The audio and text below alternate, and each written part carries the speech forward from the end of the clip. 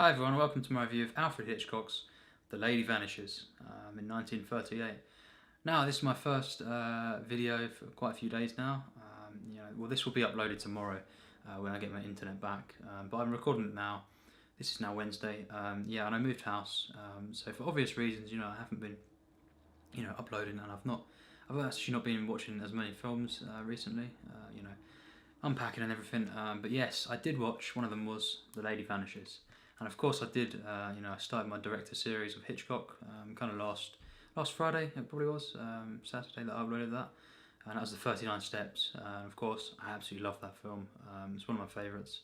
Certainly among the best British films, as critics have said. At the time, this was his most popular film, when it came out, and for good reason. And it's pretty much always in the top 15, when people rank Hitchcock's films.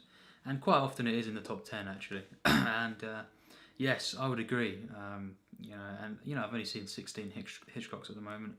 This is a rewatch. I watched it back in last October, November for the first time. All the way through. And it for me it's better than in every way than the 39 Steps, which I already thought was an absolute masterpiece. And yes, basically it's another kind of thriller, of course, and romance as well. And yes, another comedy. It's very similar to the 39 Steps. But yes, The Lady Vanishes, when I first saw it, just fell in love with it, like most of the Hitchcocks I've seen. But particularly, for me, this is probably his finest British film, actually. It's just an absolutely stunning film. I've not seen all of them, of course, but I don't imagine the other ones, British films that he's made, topping this one.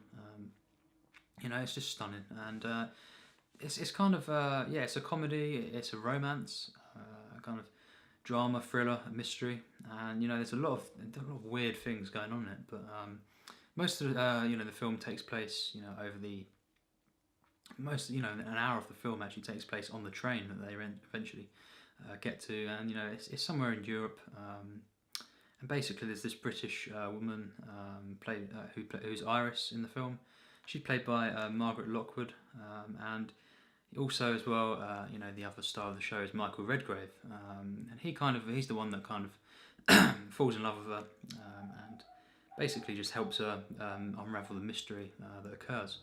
And the first sort of 20 minutes or so, maybe 25 minutes, it's basically in this lodge when they're waiting for the train, and that's such an important part of the film because there's so much setup there, and you could say even that this is another ensemble, really. You could say that this kind of spends more time on some of the side characters than it does, on the main two characters, of Iris and Gilbert. It's these two British guys. Basically, they're trying to get back to England and see the cricket and stuff. And it's built up all these characters. You've got the old woman as well, Miss Froy.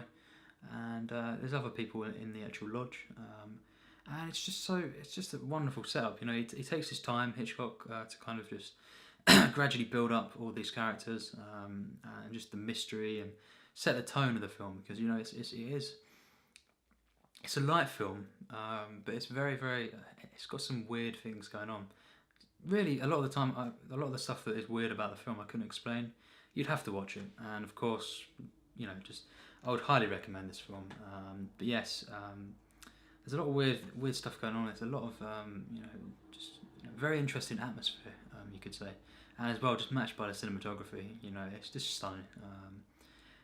Throughout the film, the cinematography is just wonderful. Really, the framing, the lighting, and just the way that Hitchcock kind of uses the train to kind of show time passing.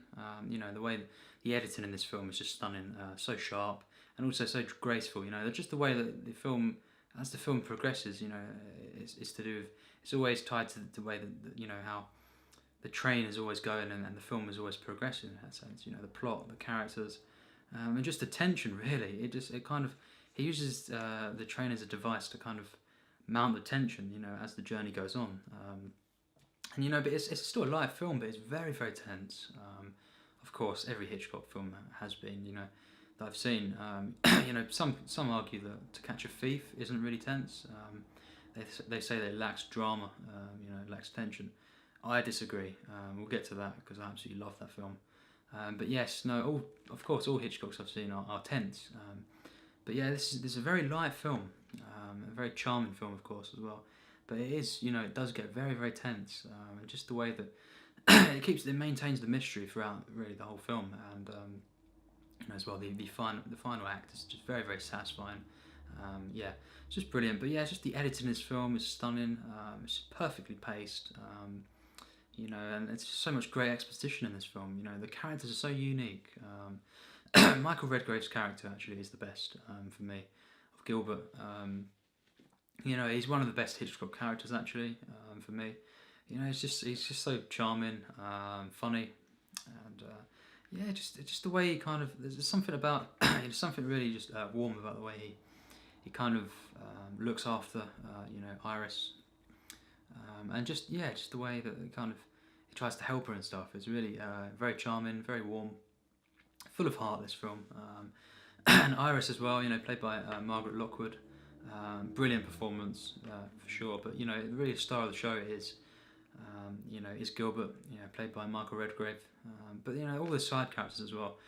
Miss Froy, just such a memorable character, really charming as well, really warm. And then the two guys that are all bantering, as well. The two British guys. It's just full of great characters, and as well, I won't ruin who the villains are. I would just say the villains are, absolutely brilliant. Because I can't say who the villains are. I can't credit the actual actors and stuff and actresses because I don't want to ruin it.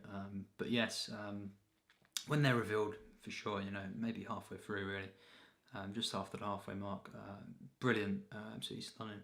And just the way that this film unfolds, the way that the mystery unravels, it's so perfect, so flawless. That it's just brilliant, And it's not even for me in the top 5 Hitchcock films, but I think it's an absolute masterpiece. This film, as I've said, the characters, absolutely stunning. The writing in this film is just wonderful, and just the way he kind of paces the film. There's always a perfect mix of comedy, character development, and just as well, it's still an absolutely stunning thriller. It doesn't lose that tension or make it. The comedy never underplays the actual the actual tension, and it doesn't jeopardize the fact that this is a thriller and it has to be taken seriously. It's just he perfectly balances it. And he does that in a lot of his films. He's done that in a lot of his films, Hitchcock. North by Northwest. In particular, the comedy and the actual, really for me, North by Northwest is Rear Window. The tension in that, blown up into a film of big scope. Where Rear Window was kind of, claustrophobic, North by Northwest was kind of agoraphobic. But yeah, the way that Hitchcock throughout his career basically, balanced comedy and the thriller aspects, it's still made them,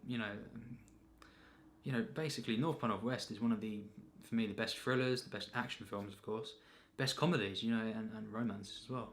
Just the way he can balance all the elements out. It's just, Hitchcock was always, for the films I've seen him in full control, really, in the director's chair. And this film is just a perfect example of that. Really just an absolutely stunning film.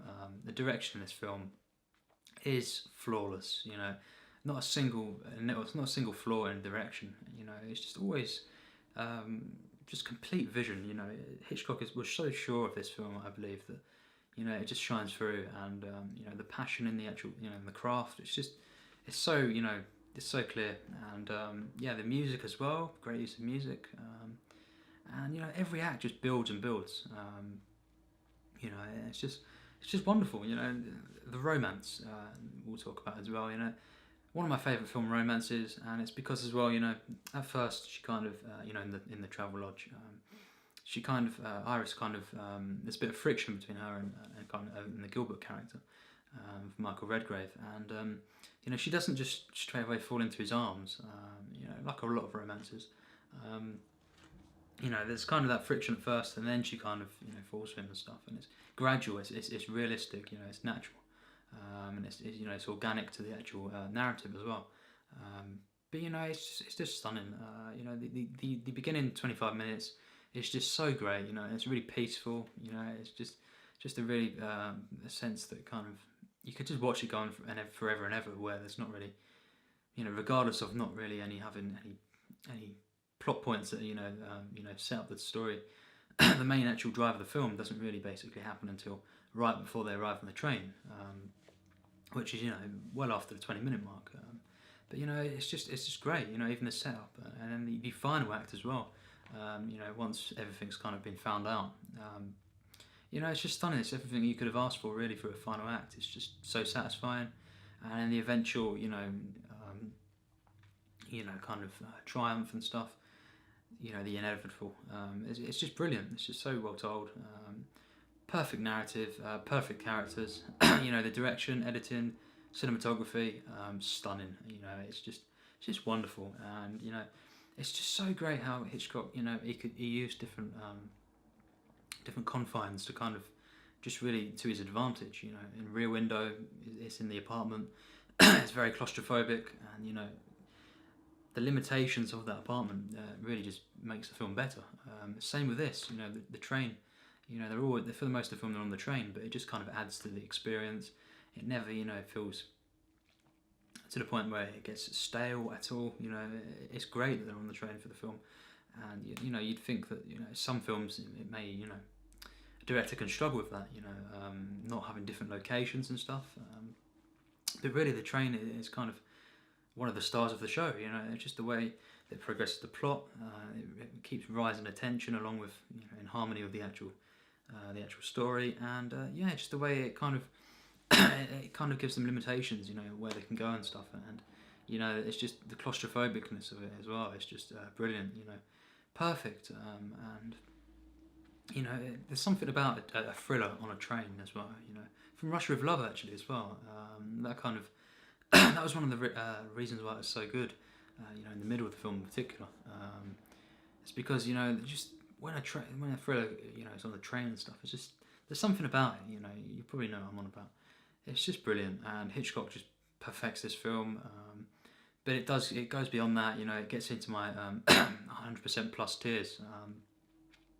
And I gave the 39 Steps a tier 2, and you know what?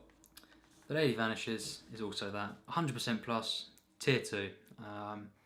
This is actually my top 100 films of all time. It's an absolute masterpiece for me. It's probably it's not quite in the top 5 Hitchcocks I've seen, but it's not far off that, and that really says it all. There's at least that means 6 films in my top 100 that are from Hitchcock. And I do strongly believe that he was one of the absolute finest, definitely finest 5 directors who ever lived. I've not seen a bad film from him yet. Maybe I will. I've not heard great things about Topaz. A couple of others as well. Basically, even the ones that people don't really talk about. I found hidden gems really. Even To Catch a Thief as well as another example. And Lady Vanishes, you could say it's not really underrated too much, but yeah, maybe on IMDb. But most people would say this is one of his 10, if not top 10, top 15 films he ever made. So it's not really underrated in that sense, but really it's just so perfect. It's just so amazing. I love the romance. I love the characters. Just all the characters. It's an ensemble piece. Just so likeable, all of them, and you get so wrapped up in all their all the different subplots that Hitchcock kind of masterfully sets up in the first 25 minutes, and it just keeps going with it all, and it just at the end just brings it all together. And just none of the these side characters get in the way of the main kind of narrative. They're all just part of it. It's weaved in, and just everything. The actual filmmaking, directed and everything, stunning. What more to say really? Than other than this is, for me one of the absolute greatest Hitchcock films. For sure, one of the best British films, no doubt, and an absolute masterpiece. For me, it's not got a single flaw, and there are people that can pick apart, the film, but for me, it's a masterpiece, and it's a flawless one at that, and I absolutely love the film. So, thanks for watching my review of The Lady Vanishes. Next up, I'm not too sure what I'll be reviewing. Maybe some Laurel and Hardy films, because I've been watching them over the last few days. And as well, actually, I'll probably be doing a Blu-ray collection. Yes, I'm not quite unpacked everything yet, but I will be doing a Blu-ray collection and DVDs as well. But I've not really sorted out the DVDs. But yeah, I'll be doing that probably in the next few days as well. So I look forward to that, and also, more Hitchcocks, over the coming weeks. Probably watch some more Ozu films as well, and just general, other films that I see that I think deserve a review. I'll review them. Yes. So anyway, thanks for watching my review of Hitchcock's masterpiece, The Lady Vanishes.